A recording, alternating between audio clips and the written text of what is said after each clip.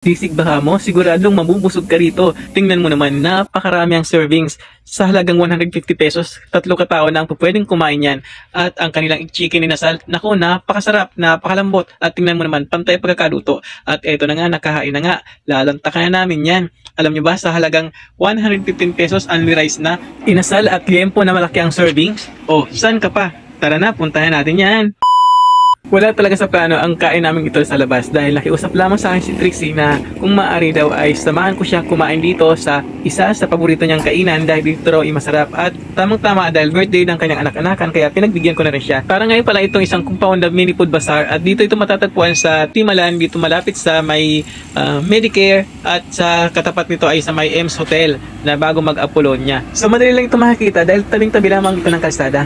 So tara na, pasukin na natin at nakakagutom na. Napabilib din naman ako sa may-ari ng kainan na to dahil silang mag-asawa mismo nag-operate na ito, nag-manage. O, di ba? Kaya naman alagang-alaga nila mga customer. Hi, ma'am! Welcome to sa Father Chicken. Yes. So ayan, wala na nga ako inaksayang oras dahil gutom na rin ako. Nag-order na rin kami kagad dahil ba naman late na kami nakarating dyan. Kasi ba naman may inaantay kaming isang tao na na-late din. Ayan, shout out sa'yo. Kilala mo ko sino ka.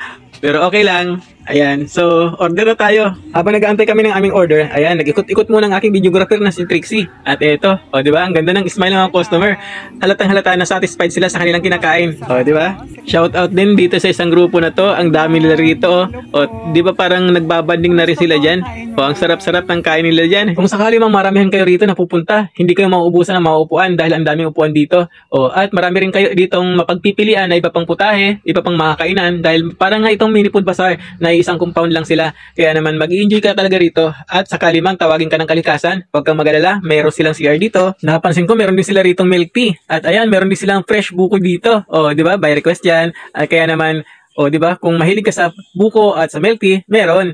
At ito naman, sinama nga ako ni Sir dito sa loob ng kanyang kitchen at pinapanood sa akin ang pagluto niya ng kanyang sisig. O ba naman nakakatuwa ang gara, o di ba? Yan po ang kanilang sizzling sisig na nagkakahalaga ng 150 pesos na good for 3 person na po yan. O, di ba tingnan nyo naman, ang napakadami, o. So, pumapatak na 50 pesos lang bawat isang katao, o.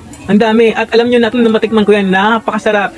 Napakalambot ba naman kasi ng karne. Ako kasi ay maselan ako sa mga luto-luto. Hindi ako nasasarapan pag yung pagkakaluto niya ay matigas. Pero yan po ay talagang sinasabi ko sa inyo, malambot po ang kanilang sizzling sisig na yan. At ang kanilang inasal, aba naman napakasarap, juicy, kaya ang lambot-lambot ng chicken. So ayan, napansin ko mayat maya may dumadating na customer dito dahil ito pala ay kilala na rin dahil isang taon na pala silang nag-ooperate dito at dito pala nag-originate yung nauna kong blinag na inan sa Malaining Bago na kay Sir Kahepi Food House. Ayan, dito pala yung nag-originate. At ito na nga po, kakain na kami dyan. O tingnan nyo naman, itsura pa lang, sarap-sarap na, lalo na yung kanilang liempo dyan. Napakalambot baka mo. Talagang nag-enjoy ako na kainin yan. O, simulan natin, bakbaka na.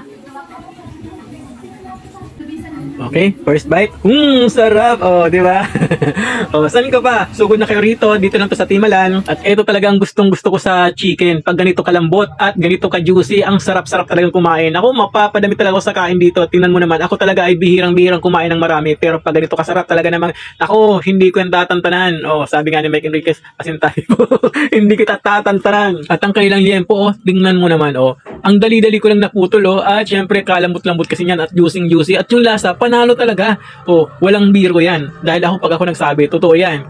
Oh, diba? Enjoy na enjoy ako. Oh, sarap na sarap ako dyan. Open nga po pala sila mula 11 AM hanggang 11 PM ng gabi po. Ayan, sugod na po kayo rito. Sana po ay na-enjoy nyo ang video natin sa ngayon at share nyo na rin po. Salamat!